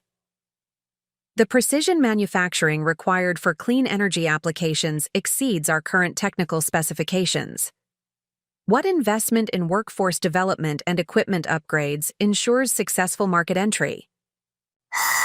My response outlined training partnerships with technical colleges and equipment manufacturers that would provide necessary capabilities while creating career advancement opportunities for existing employees. The manufacturing transition builds upon, rather than replaces existing workforce skills, while providing advancement paths that retain experienced employees and attract new talent. The board discussion continued for 3 hours, covering operational details, competitive analysis, stakeholder impact, and strategic alternatives that demonstrated the thoroughness required for major capital allocation decisions. The conversation revealed that board members appreciated the comprehensive preparation and evidence-based analysis that supported my proposals while recognizing the ambitious scope of the transformation I was recommending. The final question came from my father, Richard Ashworth, whose perspective combined family legacy concerns with business performance expectations that reflected decades of successful leadership. Victoria, these initiatives represent fundamental transformation of Ashworth Industries from the company that previous generations built into something entirely different. How do you balance innovation with preservation of the values and relationships that created our current success? My response addressed the continuity between traditional values and contemporary applications that honored family legacy while adapting to modern business requirements. The proposed initiatives extend rather than abandon the principles that built Ashworth Industries. Environmental stewardship, community investment, and ethical business practices have always characterized our operations. The strategic transformation applies these values to new markets and opportunities that ensure continued relevance and prosperity. The board vote on my strategic proposal was unanimous approval with authorization to proceed with detailed implementation, planning, and initial capital commitments. The decision reflected confidence in both the strategic vision and my capability to execute complex initiatives while maintaining operational excellence and stakeholder relationships. Margaret Huang's post-meeting assessment confirmed that the board presentation had established my credibility as an effective leader, while demonstrating that my temporary absence from active involvement had enhanced rather than diminished my understanding of business strategy and organizational management. Victoria, your approach combined analytical rigor with inspirational vision in ways that impressed even the most skeptical board members. The unanimous approval reflects genuine enthusiasm for your leadership rather than polite accommodation of family expectations. The implementation of my strategic initiatives began immediately with formation of project teams that combined existing employees with external experts who possessed specialized knowledge required for successful execution. The collaborative approach reflected my commitment to empowering others while maintaining accountability for results that met the ambitious objectives approved by the board. The environmental sustainability team included foresters, ecological scientists, and certification specialists who would design regenerative practices that enhanced rather than depleted natural resources while maintaining profitable operations. The team leader, Dr. Michael Thompson, had spent 15 years developing sustainable forestry practices for major timber companies while publishing research that established industry standards for environmental stewardship. The manufacturing expansion team included engineers, production specialists, and quality control experts who would design facilities and processes capable of producing components that met demanding specifications for renewable energy applications. The team leader, Jennifer Walsh, possessed decades of experience in precision manufacturing, while maintaining relationships with equipment suppliers and technical training institutions. The community investment team included economic development specialists, educational leaders, and social impact researchers who would design programs that created measurable improvements in regional prosperity while enhancing Ashworth Industries' reputation and workforce development capabilities. The team leader, David Kim, had managed similar initiatives for major corporations while maintaining relationships with community organizations and government agencies. The first month of implementation revealed that effective leadership required balancing strategic vision with operational flexibility that allowed adaptation based on market feedback and practical experience. The project teams encountered challenges that required creative solutions while maintaining commitment to the fundamental objectives that justified the substantial resource investment. The Environmental Sustainability Initiative faced regulatory coordination requirements that exceeded initial projections while creating opportunities for partnership with agencies that valued proactive industry leadership in environmental protection. The additional compliance costs were offset by premium pricing opportunities and marketing advantages that emerged from demonstrated commitment to genuine rather than superficial environmental responsibility. The manufacturing expansion encountered technical challenges that required equipment modifications and workforce training that exceeded initial estimates while creating intellectual property and operational capabilities that provided competitive advantages unavailable to companies pursuing conventional approaches. The additional investment generated returns through improved efficiency and product quality that commanded premium pricing in demanding markets. The Community Investment Initiative discovered needs and opportunities that required program modifications and resource reallocations while creating goodwill and partnership relationships that facilitated business development and workforce recruitment in ways that exceeded initial projections. The expanded community engagement generated positive publicity and stakeholder support that enhanced corporate reputation while creating measurable social impact. The success of these initial implementation phases demonstrated that strategic leadership required continuous learning and adaptation while maintaining commitment to fundamental principles that guided decision-making through unexpected challenges and opportunities.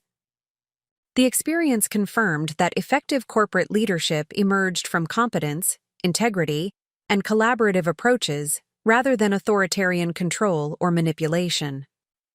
Standing in my office at the end of the first month, reviewing progress, reports from project teams, and operational updates from department heads, I recognized that the transformation of Ashworth Industries reflected personal growth that extended far beyond professional development into fundamental changes in self-understanding and capability recognition.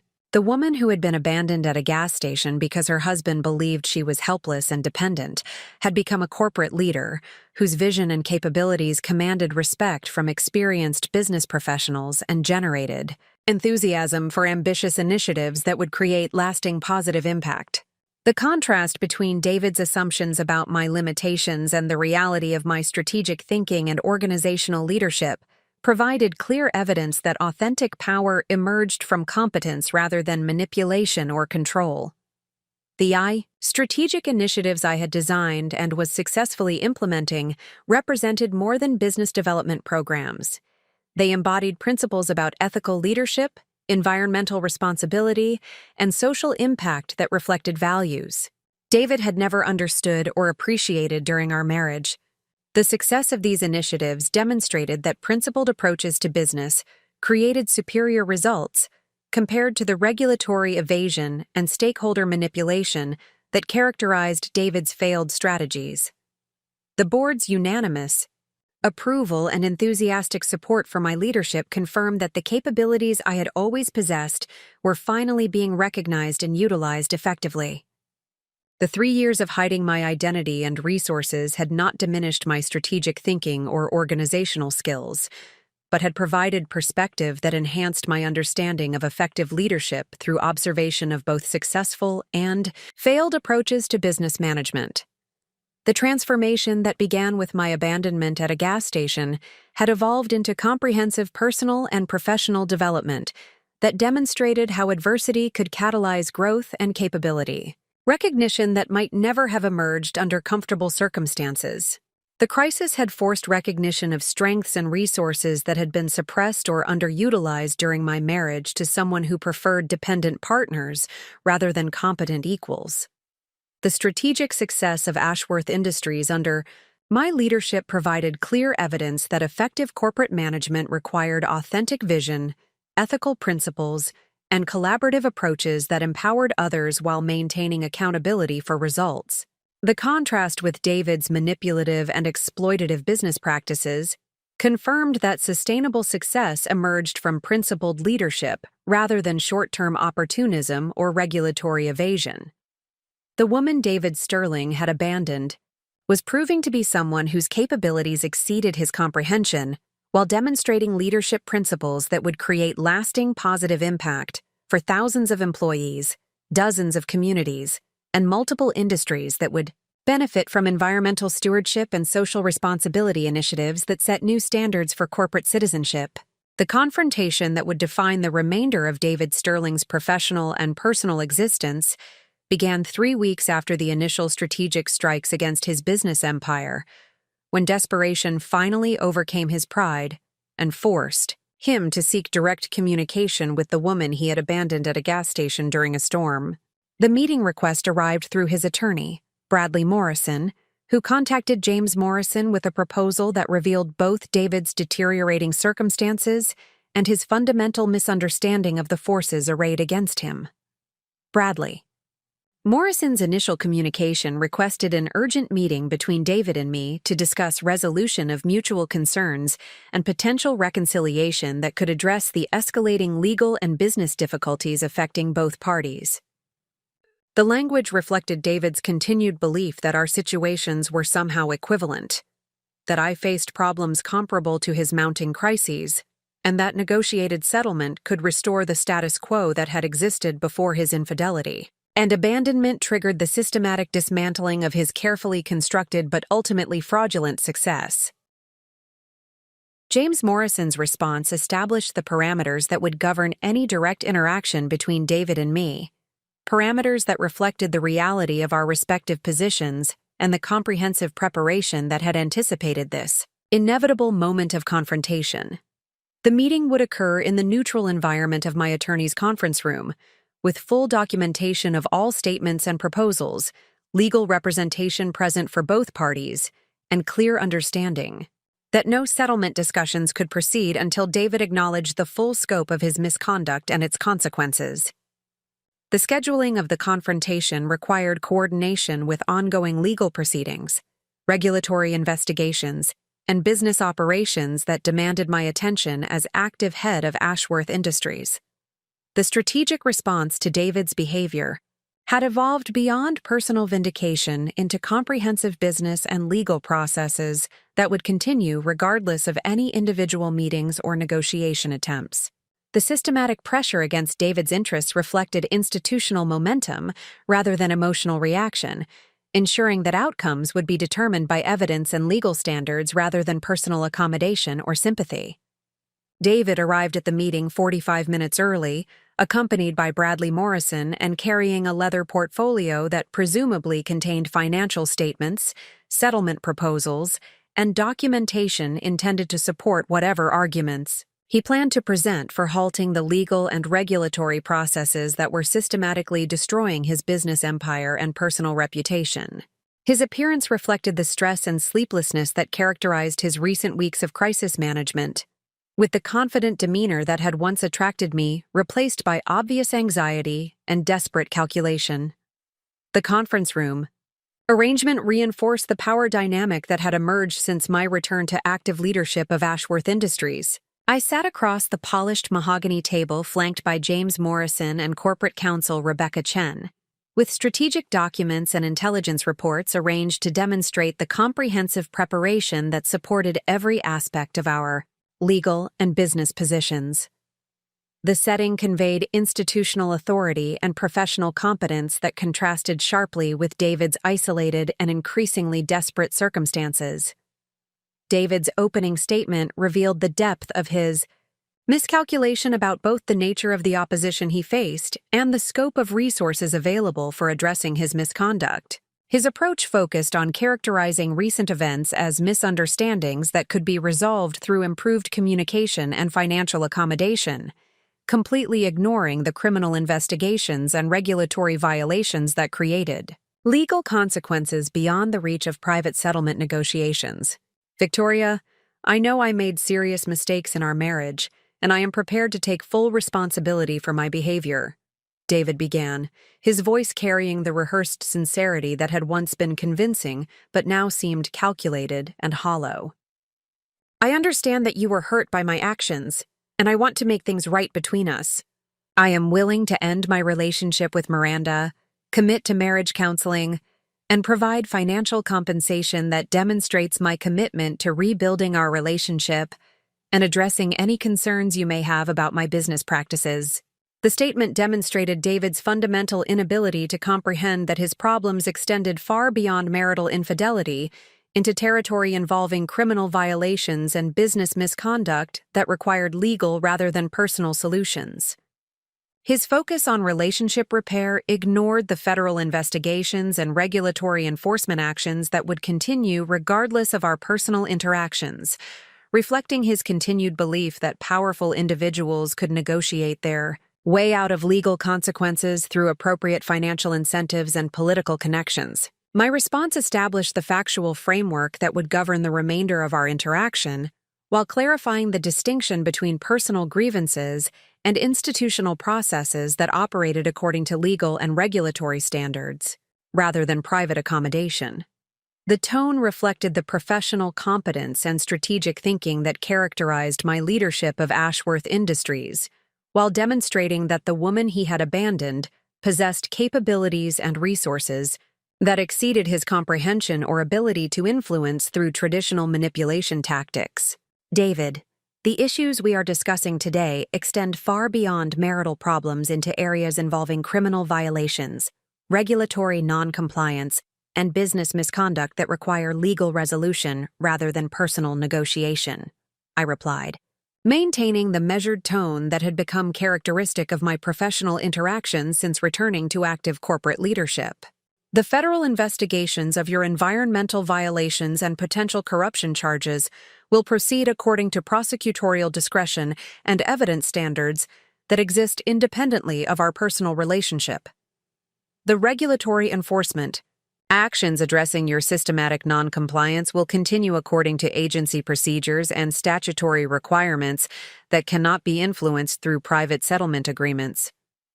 The clarification visibly shocked David, whose preparation for the meeting had apparently focused on relationship reconciliation strategies rather than serious engagement with the legal and regulatory consequences of his business practices. His facial expression shifted from confident negotiation posture to obvious confusion and growing alarm as he began to comprehend that the forces arrayed against him operated according to institutional procedures rather than personal animosity that could be addressed through improved behavior and financial concessions. Bradley Morrison attempted to redirect the conversation toward areas where negotiated settlement might be possible, focusing on civil litigation and divorce proceedings that could theoretically be resolved through private agreement without affecting ongoing criminal investigations or regulatory enforcement actions. His approach reflected professional understanding of the limitations that constrained private settlement discussions when criminal and regulatory processes were actively investigating potential violations that required institutional rather than personal responses.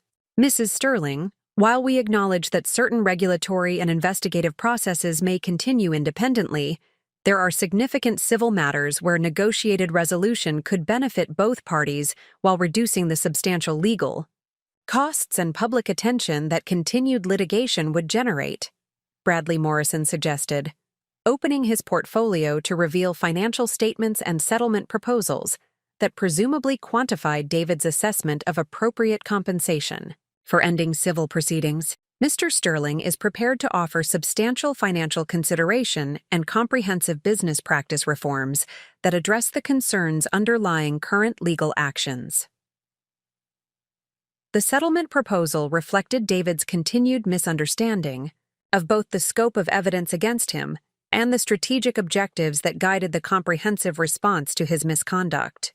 The financial amounts he offered represented significant sums from his perspective, but were negligible compared to Ashworth Industries' resources, while demonstrating his assumption that monetary payments could resolve problems that actually required accountability and consequences rather than simply financial compensation for damages. Rebecca Chen's analysis of the settlement proposal revealed fundamental inadequacies that confirmed David's inability to comprehend the magnitude of legal exposure he faced or the strength of evidence that supported criminal and civil actions against his interests. Her response provided educational clarity about the legal standards and evidentiary requirements that would determine outcomes regardless of David's willingness to offer financial settlements or behavioral commitments. Mr. Morrison, the settlement amounts proposed by your client represent a fraction of the documented damages resulting from his systematic regulatory violations and financial misconduct, Rebecca Chen explained while presenting comprehensive analysis of environmental remediation costs, regulatory penalties, and civil damages that exceeded David's proposed settlement by several orders of magnitude. The evidence we have compiled demonstrates patterns of deliberate non-compliance and fraudulent business practices that create liability extending far beyond the scope of private settlement negotiations. The legal analysis included detailed documentation of environmental violations that required remediation costs exceeding $5 million, regulatory penalties that could reach additional millions depending on enforcement agency determinations, and civil damages related to property value impacts and community harm that created liability extending well beyond David's financial capacity to address through private settlement agreements. More significantly, the evidence revealed systematic patterns of regulatory evasion and fraudulent misrepresentation that suggested criminal intent rather than inadvertent compliance failures, creating exposure to federal prosecution that could result in substantial imprisonment terms and personal liability that could not be resolved through business reorganization or financial payments. The criminal exposure represented existential threats to David's freedom and future prospects that exceeded the scope of civil litigation or marital dispute resolution. David's reaction to the comprehensive legal analysis revealed the psychological impact of finally confronting the full scope of consequences resulting from his years of regulatory evasion and business misconduct. His confident negotiation posture collapsed into obvious panic as he began to understand that his problems could not be resolved through traditional business strategies or personal relationship management, but required legal defense against criminal charges that could destroy his life regardless of any civil settlement agreements. "This is impossible," David stammered, his voice reflecting the shock of someone discovering that reality differed dramatically from his assumptions and expectations. The environmental issues were minor compliance matters that we were addressing through routine corrective measures. The financial projections in our investor materials reflected standard industry practices for presenting development project potential. None of this was criminal behavior or intentional misconduct. The denial demonstrated David's continued inability to accept responsibility for systematic violations and fraudulent practices that created the legal jeopardy he now faced. His characterization of environmental destruction as minor compliance matters and fraudulent investor materials as standard industry practices revealed the fundamental ethical deficiencies that had enabled his misconduct while confirming the necessity of comprehensive legal accountability rather than negotiated accommodation. James Morrison's response provided definitive clarification about the evidence standards and legal procedures that would determine David's fate, regardless of his personal beliefs about the severity of his violations or the appropriateness of his business practices. The explanation established that criminal and regulatory processes operated according to objective standards rather than subjective assessments of intent or standard industry practices. Mr. Sterling, the federal agencies investigating your conduct apply evidence-based standards for determining criminal violations and regulatory non-compliance that exist independently of your personal assessment of your behavior or industry practices, James Morrison explained while presenting samples of photographic evidence, financial documentation, and witness statements that supported criminal charges. The systematic nature of your environmental violations and the fraudulent misrepresentations in your business materials create clear legal exposure that cannot be resolved through claims of inadvertent error or standard business practices. The evidence presentation included aerial photographs showing extensive wetland destruction and protected habitat damage that exceeded permitted boundaries by substantial margins, financial analysis demonstrating systematic inflation of project values and revenue projections in investor materials, and witness statements from employees and contractors documenting David's direct involvement in directing activities that violated environmental regulations and financial disclosure requirements. The comprehensive documentation revealed patterns of misconduct spanning multiple years and involving numerous violations that demonstrated deliberate intent rather than inadvertent compliance failures. The evidence would support criminal prosecution and regulatory enforcement, regardless of David's willingness to acknowledge wrongdoing or accept responsibility for the consequences of his business practices. David's final attempt to influence the outcome focused on threatening reputational damage to me and Ashworth Industries through public disclosure of my concealed identity and systematic deception throughout our marriage. The approach reflected his belief that mutual assured destruction strategies could force negotiated settlement by creating publicity problems that would motivate accommodation rather than continued legal action. Victoria, if these legal proceedings continue, I will be forced to reveal the truth about your systematic deception throughout our marriage, David declared, adopting the threatening tone that had once intimidated me, but now seemed pathetic and desperate given his compromised position. The public will learn that Victoria Sterling was actually Victoria Ashworth, heir to a massive fortune who deceived her husband about her identity and resources while secretly plotting his destruction. The publicity will damage your family's reputation and business interests far more than continued legal action will affect my circumstances. The threat revealed David's fundamental misunderstanding of both public relations dynamics and the strategic advantages that emerged from transparency about authentic identity and principled business practices. His assumption that revelation of my true circumstances would create scandal rather than admiration demonstrated his continued inability to distinguish between legitimate privacy protection and the fraudulent deception that characterized his own behavior. My response established the strategic framework that would govern public communication about our marriage and its dissolution, while demonstrating confidence in both legal positions and public relations strategies that had been carefully developed. Through professional consultation with crisis communication specialists and reputation management experts.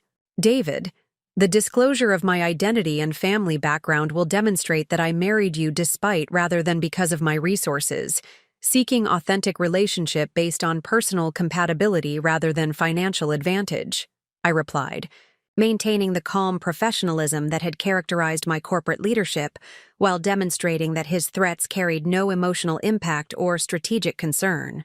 The revelation will confirm that your abandonment of me reflected poor judgment about the character and capabilities of the woman you married, while highlighting the contrast between authentic success, based on principled business practices, and the fraudulent success you achieved through regulatory evasion and systematic deception. The public relations strategy had been developed through collaboration with communications professionals who understood that wealthy individuals often faced criticism for concealing their backgrounds, but could generate positive coverage by demonstrating that their deception served legitimate privacy purposes rather than fraudulent manipulation of relationships or business opportunities. The narrative would emphasize my commitment to authentic relationships and my husband's failure to appreciate the remarkable woman he had married. More significantly, the disclosure of my true identity would actually strengthen legal positions by demonstrating that David had married someone whose resources exceeded his own while engaging in systematic misconduct that justified comprehensive legal response. The revelation would provide context for the sophisticated legal and business strategies being employed against his interests, while confirming that his opposition possessed legitimate authority and capability for pursuing accountability through appropriate institutional channels.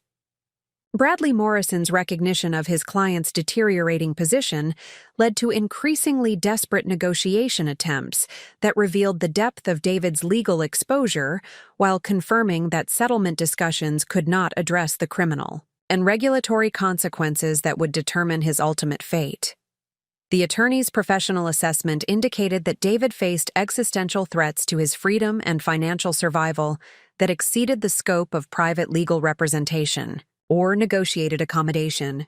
Mrs. Ashworth, given the comprehensive nature of the evidence and the federal agency's apparent commitment to aggressive prosecution, we must acknowledge that Mr. Sterling faces potential consequences that exceed his capacity to address through traditional legal defense strategies, Bradley Morrison conceded, his professional demeanor reflecting the sobering reality that his client's situation required damage mitigation rather than complete resolution.